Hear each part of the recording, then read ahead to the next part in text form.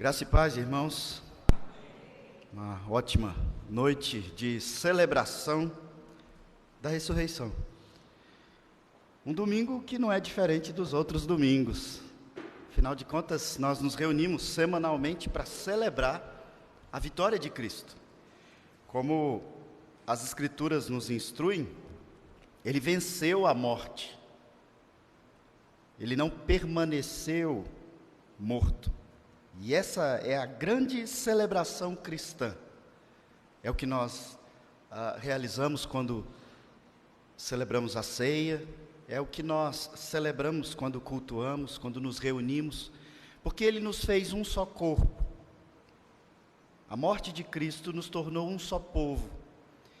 Então nós deixamos a nossa individualidade, o nosso lar, para aqui juntos, como um corpo, celebrar a vitória da vida sobre a morte.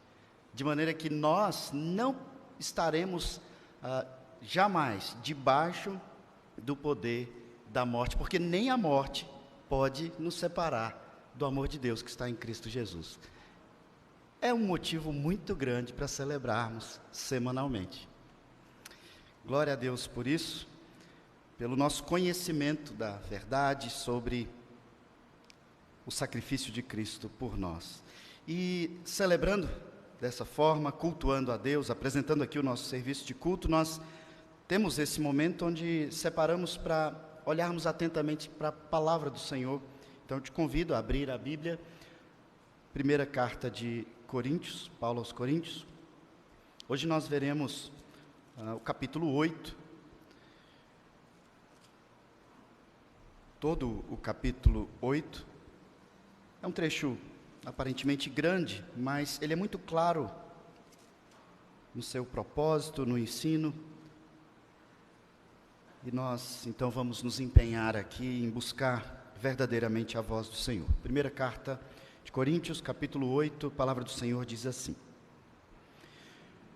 no que se refere às coisas sacrificadas a ídolos, reconhecemos que todos somos senhores do saber.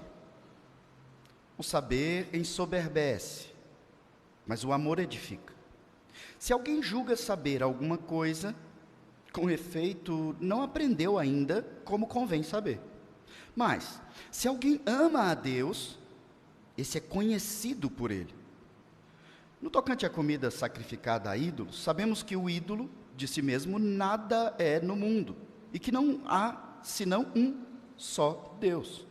Porque ainda que há também alguns que se chamem deuses, quer no céu ou sobre a terra, como há muitos deuses e muitos senhores, todavia para nós há um só Deus, o Pai de quem são todas as coisas, e para quem existimos, e um só Senhor, Jesus Cristo, pelo qual são todas as coisas, e nós também por Ele.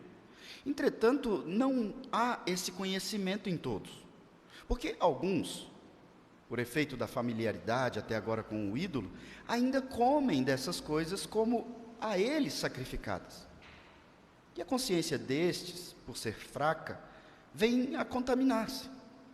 Não é a comida que nos recomendará a Deus, pois nada perderemos se não comermos, e nada ganharemos se comermos. Vede, porém, que esta vossa liberdade não venha de algum modo a ser tropeço para os fracos. Porque se alguém te vir a ti, que és dotado de saber, à mesa, em templo de ídolo, não será a consciência do que é fraco induzida a participar de comidas sacrificadas a ídolos? E assim, por causa do teu saber, perece o irmão fraco, pelo qual Cristo morreu. E desse modo, pecando contra os irmãos, golpeando-lhes a consciência fraca, é contra Cristo que pecais. E por isso, se a comida serve de escândalo ao meu irmão, nunca mais comerei carne, para que não venha a escandalizá-lo. Até aqui vamos buscar ao Senhor nesse momento. Senhor Deus, nós estamos diante da Tua palavra, em mais uma instrução do Senhor, texto inspirado por Ti, ó Pai, para o nosso conhecimento e prática da verdade. Uma vez libertos das amarras do pecado, do poder que há nesse mundo, nós temos liberdade, liberdade em Cristo. E esse texto, ó Pai, nós pedimos que o Senhor nos dê entendimento sobre os limites dessa liberdade, sobre a melhor forma de praticar, de usufruir, de nos deleitarmos na liberdade que foi conquistada por Cristo na cruz, para que não venhamos a ser causa de tropeço a outros irmãos. Portanto, instrua a Tua igreja, ó Pai, para que nós consigamos responder a Tua palavra nesta noite, em espírito e em verdade. Assim que nós oramos, em nome de Jesus. Amém. Irmãos, muito se diz que nós vivemos agora na era do conhecimento, ou da multiplicação, do compartilhamento do conhecimento, como nunca jamais houve na história da humanidade. Há, de fato, muita informação, muito conhecimento à disposição, e uma grande parte, a grande maioria dele, de forma gratuita, livre. Basta que você busque o conhecimento. Agora, ao mesmo tempo que temos e vivemos a era do conhecimento, nós percebemos na conduta da sociedade uma crise de falta de conhecimento. Muitos em suas redes sociais dão dicas sem nenhum conhecimento para instruir aqueles que estão em busca de motivação, de instrução, de conduzir melhor a sua vida.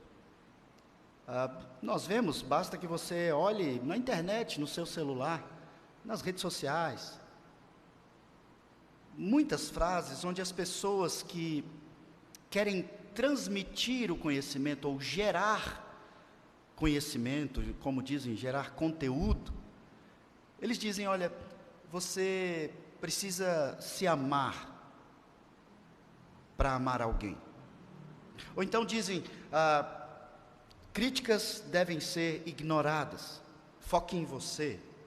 Outros dizem, siga o seu sonho até a última instância, abandone todos os que te criticam, que te diminuem. Você precisa investir em você, porque ninguém te dá real valor. Não confie em ninguém. E assim, uma série de frases. E esses pensamentos motivacionais ou de conhecimento, eles não são novidade. Eles não surgem agora que a gente tem internet e rede social.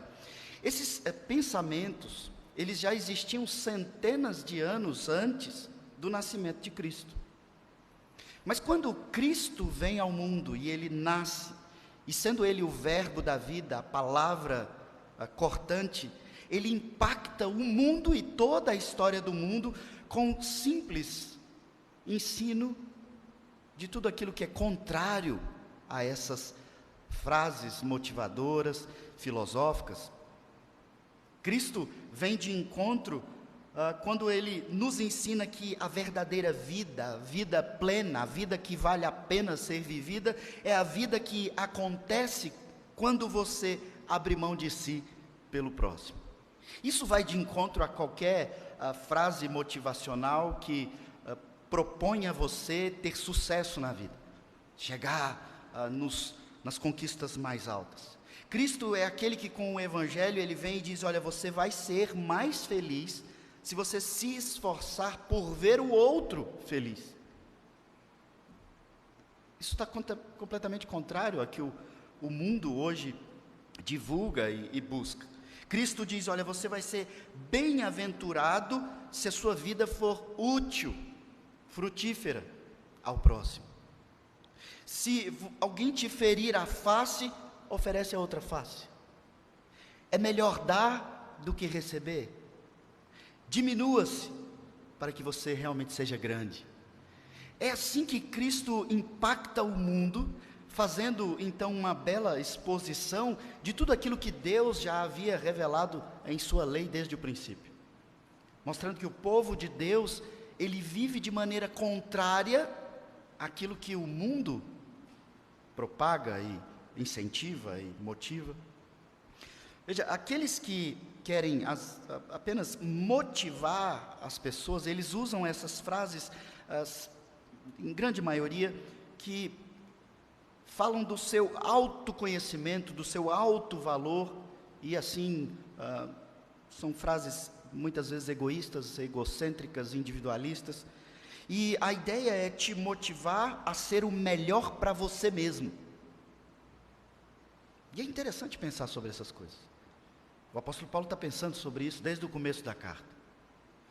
Mas, se você for nessa onda do conhecimento da nossa era, você de fato pode ser um grande conquistador dos seus sonhos, dos seus planos, dos seus ideais, mas chegará um momento na sua vida que você vai chegar no ápice do monte mais alto das suas conquistas. Você consegue chegar lá. Muita gente foi deixada para trás. Muita gente foi ignorada, esquecida, porque te criticava, porque te diminuía, porque dificultava a sua conquista, e então você abre mão de todo mundo e chega lá no cume do monte das suas conquistas. Mas quando você está lá, como eu ouvi numa série outro dia, você não tem com quem compartilhar a sua conquista. E então a sua felicidade da conquista parece ser completamente inútil, ou inválida, ou menor, porque não tem para quem você contar, compartilhar e dividir aquele momento de alegria, de conquista. Porque para chegar lá, você precisou ser egoísta e focar só em você, senão você não conseguia atingir o seu objetivo. Cristo, irmãos, no seu evangelho e na instrução dessas cartas, que são verdade do Senhor para nós, Ele não quer nos motivar apenas. Ele quer te transformar, porque Ele conhece a sua natureza, a condição sobre a qual nós estamos debaixo, tendo nascido debaixo de maldição de pecado. O ensino de Jesus nos transforma exatamente porque Ele vai de encontro a essa nossa natureza caída, egoísta, desde o ventre. Quem tem filhos aqui vai entender um pouco mais do que eu estou querendo dizer com isso. Especialmente se você, com seu filho, filha, já experimentou aquele momento em que você desejou tomar o lugar dele no leito do hospital, no leito da enfermidade. Você descobriu naquele momento o que é o verdadeiro amor. Isso é amor. É quando você quer tomar o lugar de alguém que está sofrendo porque simplesmente você ama. E essa vida proposta por Cristo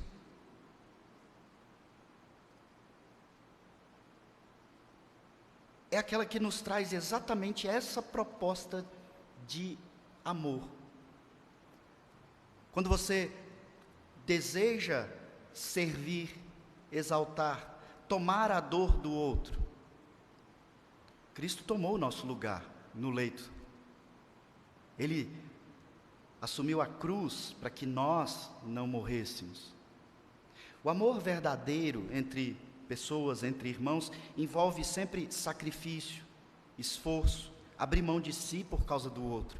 E Cristo diz: é aí que você encontra a plenitude da vida. Isso dá um nó na nossa cabeça da mentalidade do mundo moderno.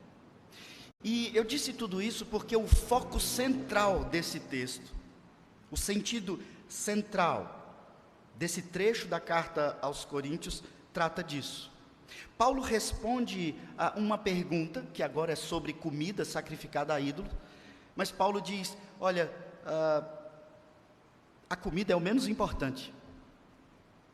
O mais importante é a vida do outro que me vê comer. E a gente fica: mas eu quero saber se eu posso comer comida sacrificada a ídolo ou não. Se eu posso comer comida da festa de São João, se eu posso comer acarajé. Paulo, eu posso comer comida sacrificada a ídolo? E ele diz: a comida é o menos importante. O mais importante é quem está com você comendo. Pense na consciência de quem está te vendo comer. O seu grande crescimento, a sua bem-aventurança, a sua felicidade é proveniente do quanto você se preocupa com seu irmão. Então vamos procurar entender como que ele trabalha essa ideia de forma tão impactante a nós? Nós já sabemos que Paulo está respondendo algumas perguntas aqui, e ele tratou sobre diversos assuntos, e agora ele deixa bem claro que no capítulo 8 ele está diretamente respondendo a mais uma pergunta, quando ele novamente começa o versículo dizendo: no que se refere, ou seja, aquilo que vocês me perguntaram, e o assunto é, vocês me perguntaram sobre comidas sacrificadas a ídolos. Então ele começa a destrinchar o assunto. E eu preciso contextualizar aqui. Por que surge essa dúvida dentro da igreja?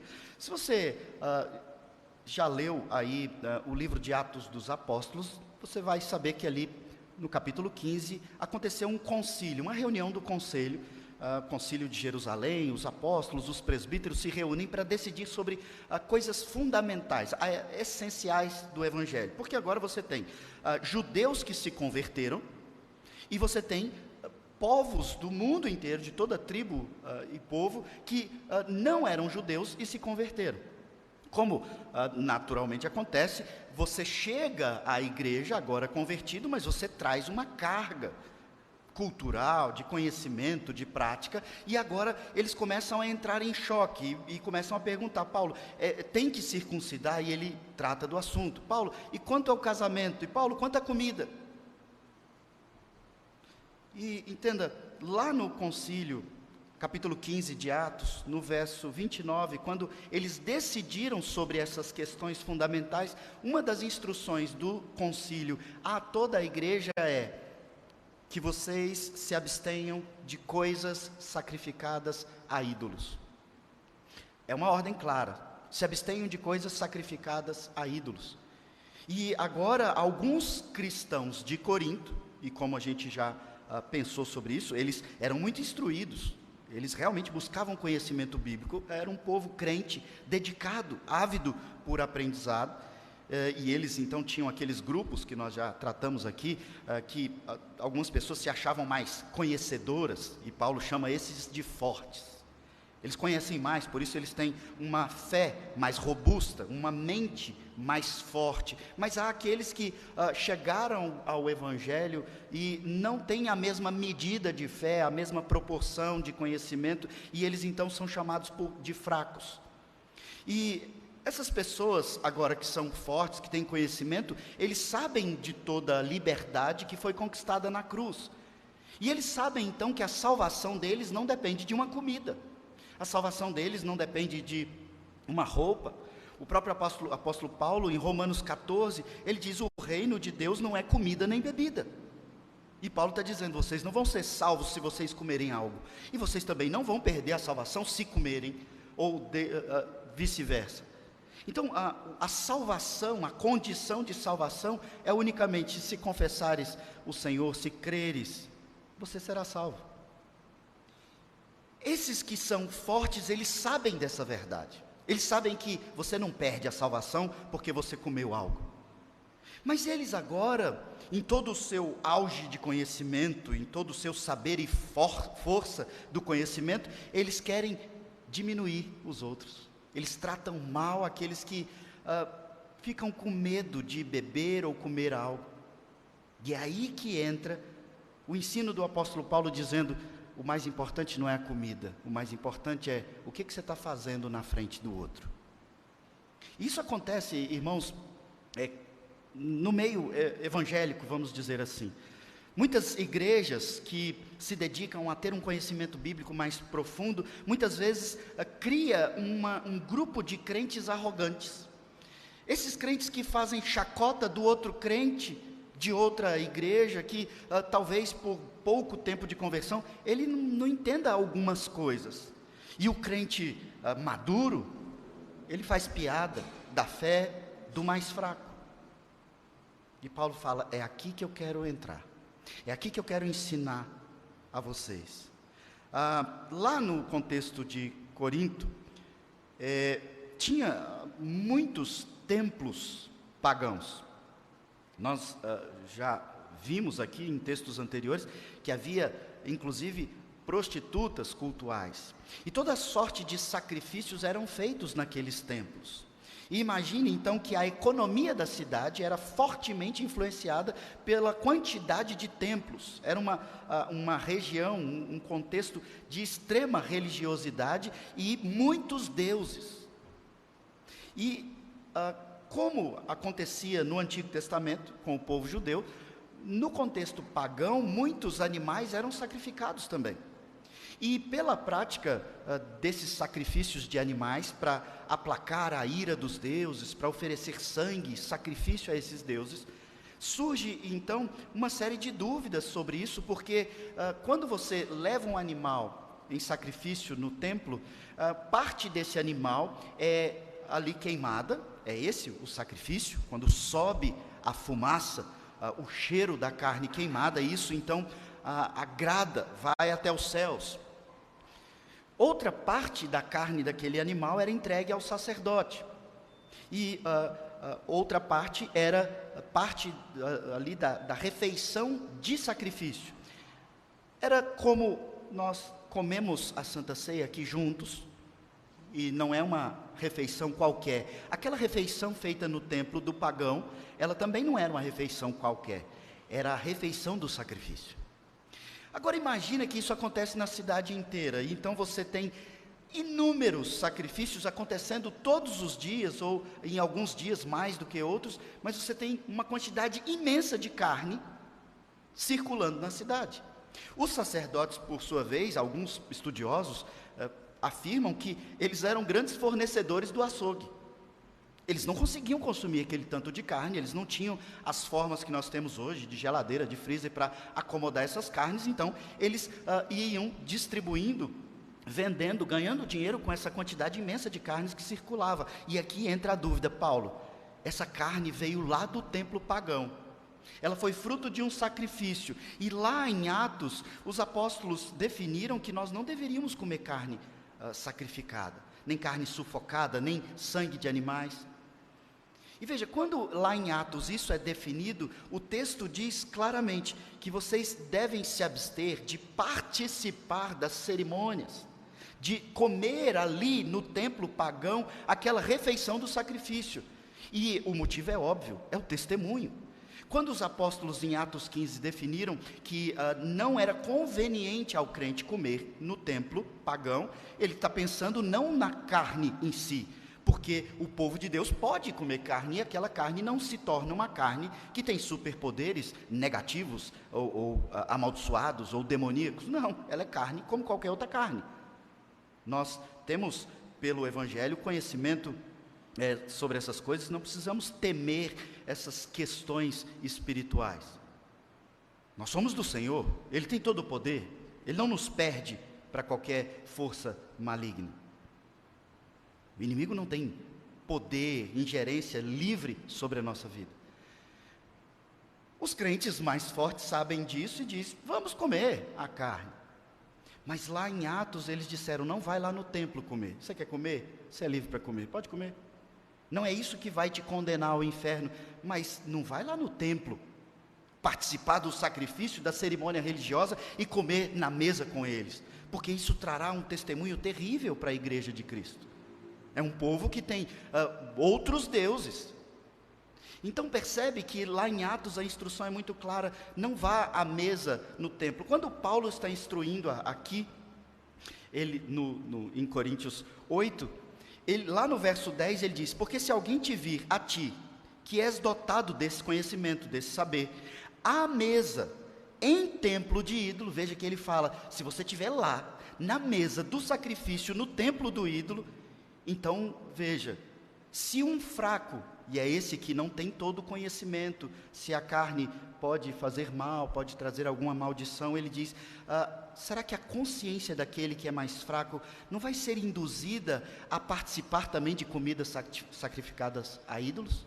Ou seja, se você está lá na mesa, no templo pagão, e o problema não é a carne, o problema é o que está acontecendo ali, e você está dando um testemunho ruim, passa um fraco na porta do templo e fala, olha lá, o pastor está comendo ali um sacrifício a Moloque, então eu vou comer também, eu vou vir todo dia no templo. E isso acontecia muito porque as pessoas eram convidadas a participar dessas refeições, era um momento de comunhão e até de propagar a fé daqueles ídolos. E Paulo diz, é aqui que está o ponto.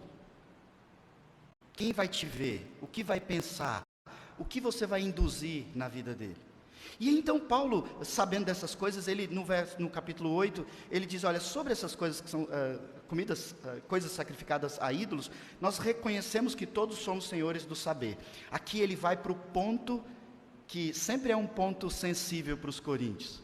Eles são conhecedores, eles são estudiosos, conhecem toda a Bíblia, e eles valorizam muito o conhecimento. Aquele é o tempo dos filósofos gregos. E ele diz, olha, vocês que sabem muitas coisas, vocês que têm conhecimento, veja, todos nós que somos crentes, somos senhores do saber. Mas então ele faz um alerta, o saber ensoberbece, mas o amor edifica. Olha o quão profunda é essa frase. O conhecimento é fundamental para o crente. Jesus Cristo anunciou isso, os apóstolos anunciam isso. A verdade é fundamental e nós precisamos conhecer a verdade, nós precisamos conhecer a Deus, nós precisamos conhecer a palavra de Deus. Mas Paulo diz, cuidado. Isso é fundamental para o crente, mas o grande conhecimento, o grande saber pode fazer com que seu coração caia. Porque você fica muito cheio de si, porque você sabe o que os outros não sabem. E ele diz, mas tem alguma coisa que tempera o conhecimento, e essa coisa chama amor. Porque o saber pode te ensoberbecer, e veja, Paulo não está reprovando o conhecimento é necessário, é bom, é fundamental para o crente. Mas ele diz, esse conhecimento precisa ser temperado com amor, porque é o amor que edifica o corpo de Cristo. E qual é o propósito de sermos um corpo? Edificação mútua, crescimento, santificação. E então ele toca nesse ponto, falando aos coríntios, veja o verso 2, se alguém julga saber alguma coisa, ou seja, se você acha que sabe, você não sabe de nada. Quando Paulo fala isso, fica confuso, mas como assim? Ele está falando que quem sabe não sabe? Irmãos, aqui é aquela mesma ideia da humildade, do orgulho.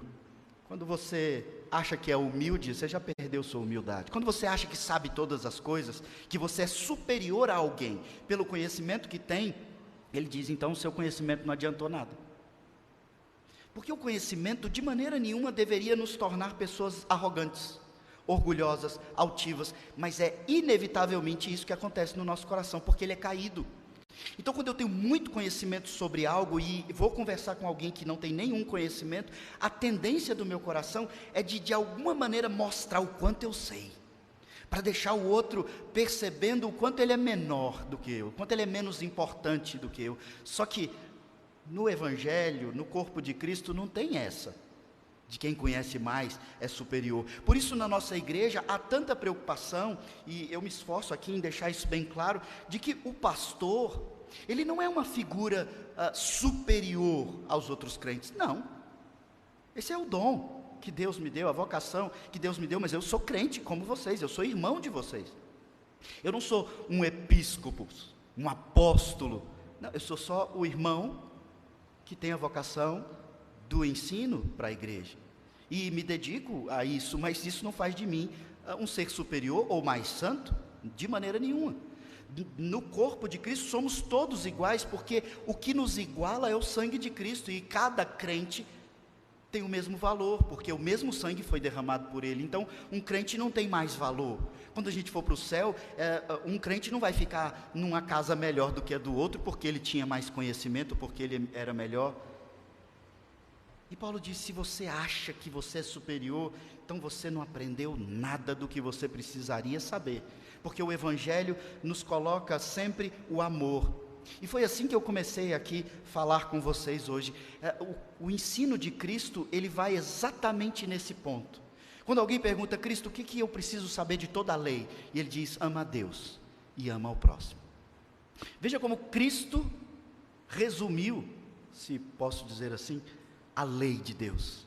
Ame a Deus e ame ao próximo. E as cartas apostólicas, a carta de Colossenses, a carta de Filipenses e tantas outras cartas, elas falam exatamente desse ponto. O apóstolo João, nas suas cartas também, ele diz, Veja, se você não ama, você não conhece a Deus. Porque quem conhece a Deus ama o seu irmão. Então veja, como que você é uma pessoa extremamente amargurada e não consegue então amar o seu irmão porque ele é mais fraco, porque ele é incapaz, porque ele não entende algumas coisas, e você diz, mas eu amo a Deus com todo o meu ser, mas eu não suporto aquela pessoa. E o apóstolo João diz, então você não conhece a Deus. Porque se você conhece a Deus, você abre mão de todo o seu ser, de todo esse seu conhecimento, em prol do fruto na vida do outro. Você espera Ele para Ele te acompanhar, você anda junto. Esse é o ensino de Cristo em suas caminhadas que transformam o mundo. É contrário ao que o mundo do conhecimento nos ensina. E veja como Paulo faz um jogo aqui. Se você julga saber alguma coisa, com efeito você não sabe de nada. Então no verso 3 ele diz, mas se alguém ama a Deus. Ele naturalmente podia dizer, então esse conhece. Mas não, veja como ele diz no verso 3. Se alguém ama a Deus, é conhecido por Ele. Ele inverte aqui. Ele não diz, se você ama, você vai ter todo o conhecimento. Ele diz, não, se você ama, vai acontecer algo mais importante do que ter todo o conhecimento. Você vai ser conhecido por Deus. Por que ele faz dessa forma? Porque, irmãos, raciocine comigo. É muito mais importante você ser conhecido por Deus do que você conhecer a palavra de Deus, por exemplo. Sim, porque se Deus te conhece, você é dele. Porque as Escrituras nos dizem que quando Deus conhece, Ele conhece de maneira salvífica. Nós somos conhecidos, e dizer que somos conhecidos é Deus nos conhece, Deus nos formou, Deus nos chama a viver em relacionamento com Ele. Mas aqueles que são inimigos, afastados, bastardos, desconhecidos por Deus, esses não são salvos. E Paulo diz, se você ama a Deus, então Ele te conhece. E se Ele te conhece, você tem o mais importante dessa vida. E muitas vezes os crentes aqui, eles estavam valorizando muito mais o conhecimento teológico. Veja, às vezes o seu conhecimento está correto, mas o seu comportamento está errado. Mesmo sabendo das coisas, o seu coração corrompido faz com que esse conhecimento não reflita em uma prática de vida cristã correta. E é disso que Paulo quer tratar fundamentalmente quando ele explica sobre as comidas sacrificadas a ídolos. Aqui, nessa mesma carta, no capítulo seguinte, capítulo 9, verso 22, o apóstolo Paulo, ele fala algo que ele mesmo fez na vivência disso que ele ensina aqui. Veja que a gente está no capítulo 8, e no capítulo 9, ele dá um testemunho prático sobre o que aconteceu na vida dele. 1 Coríntios 9, 22, ele diz, eu fiz-me fraco para com os fracos, com o fim de ganhar os fracos. Fiz-me de tudo para com todos, com o fim de, por todos os modos, salvar alguns. Tudo faço por causa do Evangelho, com o fim de me tornar cooperador com ele. Ele diz, eu me fiz fraco. Aqui no capítulo 8, ele está falando que existem dois grupos, os fortes e fracos, e ele diz, eu quero ser fraco. Eu quero me fazer de fraco, eu não quero ser arrogante com ninguém, eu não quero me colocar como superior a ninguém. O que Paulo está fazendo aqui é aquilo que Cristo ensinou com tanta ternura para os seus discípulos, e é narrado no Evangelho de João, quando ele lava os pés dos discípulos, e ele explica, eu estou fazendo isso para servir de exemplo para vocês. Porque quando você se coloca no chão para lavar o pé do outro, um pé que é sujo, um pé que caminha de sandália em todo esse deserto, você está se colocando pronto para servir em uma posição de inferioridade completa. Isso é a verdadeira humildade. E Cristo diz aos discípulos, vocês precisarão de toda a humildade para anunciar a minha verdade. Paulo não estava lá naquele momento, mas ele aprende o Evangelho e ele diz, eu quero me fazer fraco. Eu não quero ser mais forte do que ninguém, eu quero me fazer fraco, porque me fazendo fraco, eu ensino, eu influencio, eu incentivo, eu fortaleço, eu frutifico aquele que é fraco. Então, o apóstolo vai desenvolvendo essa ideia, e ele diz, se você ama a Deus, você é conhecido por Ele. Lá, quando ele escreve a Timóteo, 2 Timóteo, capítulo 2, ele fala: o Senhor conhece os que o pertencem. Veja, o quão mais importante é ser conhecido. Isso porque nós vemos aí, por exemplo, as faculdades, as universidades, as mais diversas, têm inúmeros cursos de religião, de teologia, muitos cursos reconhecidos pelo MEC, inclusive, mas ali saem teólogos, por assim dizer, mas nem todos são crentes. Muitos conhecem sobre o estudo, a doutrina, mas não conhecem a Deus, porque não são conhecidos de Deus. A prova do seu conhecimento de Deus é como você ama o seu próximo e até que ponto você está disposto a abrir mão de si em prol do outro. Por quê? Porque Cristo carregou as nossas culpas na cruz e Ele diz: segue-me, toma sua cruz, vamos, é essa a vida. Ame sacrificialmente, porque naturalmente você já se ama, então você não precisa ficar se empenhando em se amar para depois amar.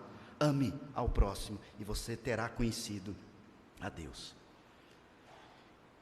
Irmãos, por que isso impacta tanto a nossa vida? Porque eu estou falando nós crentes, nós temos muitos problemas na nossa vida cristã, no nosso convívio cristão, porque nós não amamos verdadeiramente a Deus. Nós amamos a ideia que nós temos de Deus. Você não ama a Deus como Ele diz que quer ser amado, você ama a ideia que você tem de Deus. E quando Deus então frustra os seus planos, a ideia que você tem de Deus, ela fica confusa. E você diz: mas Deus, a minha ideia de Deus é um Deus bom, é um Deus justo, é um Deus amoroso, é um Deus que não me deixa sofrer. Mas então vem o sofrimento, vem a doença, vem a crise financeira, vem a crise no seu relacionamento, e você diz: não é esse o Deus que eu quero servir. Porque na verdade você não entendeu quem Deus é. Você ama a ideia que você formou na sua cabeça sobre Deus. Então quando Ele te frustra, você se rebela, você se afasta e você diz: eu não consigo mais orar, eu não consigo mais amar aquele irmão da igreja, porque aquele irmão me machuca, ele me espinha, ele é difícil. Mas Deus te chamou para isso. E às vezes você quer o divórcio e tantas coisas que nós já tratamos aqui, porque você não dá conta daquela pessoa. Mas Ele diz: é assim que eu vou trabalhar o seu coração para você ser uma pessoa melhor. Porque você está nessa caminhada cristã para progredir espiritualmente. Eu estou edificando um corpo, eu estou construindo uma casa, até que todos vocês cheguem no ponto que eu desejo. Cada um Ele trata individualmente, então nós vamos todos para o céu. Deus está fazendo uma série de movimentos na nossa vida para cumprir o seu propósito. E Paulo diz: irmãos, entendam,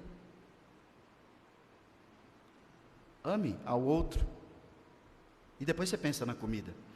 Eu assisti um filme essa semana, não recomendo, é um filme extremamente sangrento, John Wick, não sei qual de vocês aqui conhece. E ali, entre tantos dizeres de sabedoria, que é rico nesse filme, o ator principal, ele diz: olha, eu não queria ter causado tanto problema para você, eu não queria ter te dado tanto trabalho, eu não queria ter te feito sofrer. E aqui eu estou parafraseando, não estou falando exatamente como ele falou, não. Mas o amigo dele, já um senhor bem experiente, olha para ele e diz: eu aprendi na vida que amizades que não nos exigem sacrifícios, elas são pouco valiosas. É isso que Cristo nos ensina. Amizades que exigem muito pouco de você, pessoas que pensam como você, que falam como você, que vivem como você, que não te dão trabalho nenhum, elas não vão te fazer crescer. Porque você não tem que abrir mão da sua natureza por causa dele. Deus nos propõe um grande desafio, e é o desafio de amar. Amar pessoas que são diferentes, que se machucam, que pecam, que são injustas, que são maldosas, que são maledicentes. E ele diz: mas eu tenho um propósito na sua vida, e por isso eu coloco propositalmente esse pai na sua vida, essa mãe na sua vida, esse irmão na sua vida, e esse contexto de igreja na sua vida, porque eu estou trabalhando o seu coração, o dele deixa que eu trabalho lá, dentro do ser dele. Paulo então aborda dessa forma, e ele explica, e eu não vou deixar vocês sem resposta sobre a comida sacrificada a ídolos. É isso que ele fala nesses 13 versículos, aqui sobre o amor. E então, nós precisamos entender de fato: pastor, eu posso comer carne sacrificada a ídolo, eu posso comer aquelas comidas típicas do São João. É bem delicado falar isso de púlpito, uma vez que vai para a internet. Mas, irmãos, o problema não está na comida. Você vai lá, na festa religiosa, celebrar o que eles estão celebrando, quem vai te ver ali?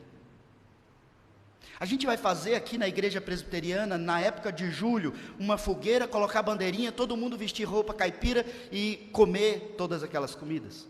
O problema não é a comida. O problema é: o que vão ver quando passam na frente de uma igreja presbiteriana, que muitas vezes já é chamada de uma igreja extremamente fria, católicos diferentes, e eles veem a gente comemorando São João? São João não tem poder. É o que o texto diz. Só há um Deus. Essa era a frase que todo pequenininho, toda criança do contexto judeu tinha que decorar logo de pequenininho. Deuteronômio 6:4. Ouve, Israel, o Senhor nosso Deus é o único Senhor. E eles repetiam isso 2 vezes por dia, de manhã e de tardezinha, todos os dias. E eles decoravam isso, e essa era, como é dito na teologia, o Shema, a repetição. Não existe outro Deus, só existe um Deus. Então a grande preocupação aqui não é se você está adorando um outro Deus, ele nem existe, só existe um. A questão é o testemunho. Então, se você quer comer, pode comer, não tem problema não. A comida não tem poder. A comida, imagine, a comida pode fazer você perder a salvação? Que comida é essa? A comida pode fazer entrar dentro de você uma entidade, um demônio? De maneira nenhuma. Você é todo e completamente preenchido pelo Espírito Santo. E onde há luz, não habita trevas. Basta que você acenda a luz num quarto escuro e você vai ver, não fica trevas. A luz clareia. Então, pode comer. Acarajé, comida típica, qualquer que for. Acho que a gente não precisa ir para extremos e, no meio da rua, pegar aquelas galinhas que estão naquelas tigelas de barro. Até é anti-higiênico, mas não haveria mal, mesmo se fizéssemos isso, dentro da nossa casa. Então, Paulo continua deixando a liberdade cristã aqui, como tem que ser, mas diz: se preocupe com quem está te vendo. Você vai comer, você vai beber, e nós sabemos o quanto bebida pode ser motivo de escândalo, e tantas outras práticas culturais podem ser motivo de escândalo, às vezes até a dança. Mas você não perde a salvação por causa da dança. Você não perde a salvação por causa de uma bebida, de uma comida, até mesmo de uma roupa. E no capítulo 10 nós vamos entender uma regra fundamental sobre como então discernir o que eu faço e o que eu não faço. Mas a gente, lá na frente, vai pensar sobre cada uma dessas coisas aqui. Resta-nos entender que não é a comida que nos recomendará a Deus, como ele diz no verso 8. A gente não perde nada se comer ou se não comer. Mas se você é motivo de tropeço para o fraco, então Deus vai te cobrar. E veja como ele fala de forma pesada. Ele diz no verso 12: se você não se... Eu vou ler do verso 11. E assim, por causa do teu saber, ou seja, da sua confiança, segurança, conhecimento de que não tem pecado, por causa dessa sua arrogância do saber, perece o irmão fraco. E o que aconteceu com esse irmão fraco? Cristo morreu por ele. Então você está fazendo um irmão que é valiosíssimo para Cristo pecar, e a culpa é sua. É o que ele diz aqui. Você vai lá comer, vai dar mau testemunho, o irmão fraco que não tem conhecimento vai falar: eu vou comer também. eu vou participar da cerimônia, e ele diz, agora você atingiu a Cristo. Verso 12, desse modo, pecando contra os irmãos, golpeando-lhe, e aqui ele usa uma palavra forte, como se você estivesse esfaqueando o irmão mais fraco, a consciência do irmão mais fraco, ele diz, é contra Cristo que pecais. E por isso, se a comida serve de escândalo a meu irmão, nunca mais comerei carne. E aqui a gente está ouvindo isso de um homem que, como eu, gosta muito de carne, pelo que o texto me leva a crer. Mas ele diz, eu vou parar de comer carne, porque a fé do meu irmão vale mais do que o meu prazer de saborear aquela suculenta carne. A carne sacrificada a ídolo, ou qualquer carne que seja. Então, irmãos, esse texto não é contraditório ao texto de Atos 15, de maneira nenhuma. A recomendação é a mesma. Preocupe-se com o testemunho e não com a comida. Você quer ir no mercado, pode ficar à vontade, a gente vai ver isso no verso 10, você pode comer de tudo.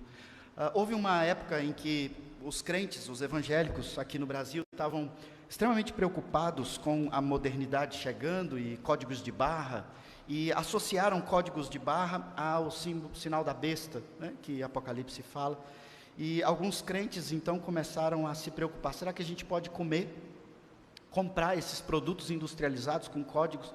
Será que isso não é de uma empresa que dedica todos os seus produtos e alimentos a Satanás? Ou a qualquer entidade demoníaca, ou qualquer ídolo, que mesmo não sendo demoníaco, é um ídolo e está errado? Você não precisa se preocupar com isso. Vai no mercado, o que você quiser comer. Preocupe-se se é saudável ou não. Não preocupa se aquela empresa que fabrica aquela bebida, aquela comida, dedica toda a sua fábrica a ídolos. Nós estamos no mundo que jaz do maligno. Esse é o nosso contexto. E Cristo diz, vocês têm liberdade. Eu conquistei a liberdade, então vocês podem ter a consciência limpa, livre e tranquila. Só se preocupem com uma coisa, com o seu próximo. Pega na mão, caminha com ele, faça-o frutificar e faça-o crescer. De maneira muito prática, irmãos, aqui na nossa igreja, eu tenho me empenhado, focado em orado, conversado com algumas pessoas sobre como nós podemos melhorar a convivência da nossa igreja, porque eu creio que esse é um ponto muito importante para nós, aumentar a nossa comunhão, nossa intimidade, como hoje nós tivemos aqui o almoço. E de maneira muito prática, esse texto tem uma aplicação riquíssima para nós. Para alguns de nós aqui, possivelmente, almoçar em casa hoje teria sido melhor. Alguns que comeram aqui. Talvez teria sido mais gostoso, talvez aquele pedaço que você mais gosta, o outro irmão comeu na sua frente e não deu tempo de você pegar. Você ficou sem. Talvez a bebida que você queria já não tinha mais quando você chegou lá. Às vezes alguém furou a fila, passou na sua frente, pecou contra você. Então era melhor ficar na sua casa. Mas o que Paulo está dizendo aqui é exatamente isso, irmãos. A gente abre mão do nosso conforto. A gente abre mão da nossa casa e muitas vezes você vai participar de eventos na igreja, de momentos de refeição em que você tem que contribuir, tem que trazer sua comida, ou às vezes trazer algum dinheiro, e você vai ser prejudicado porque na sua casa seria mais gostoso, mais confortável, talvez mais barato. Mas é esse o chamado do Evangelho. É você abrir mão de você, do seu conforto, da sua alegria, para ali ter um momento de comunhão e de crescimento, de edificação.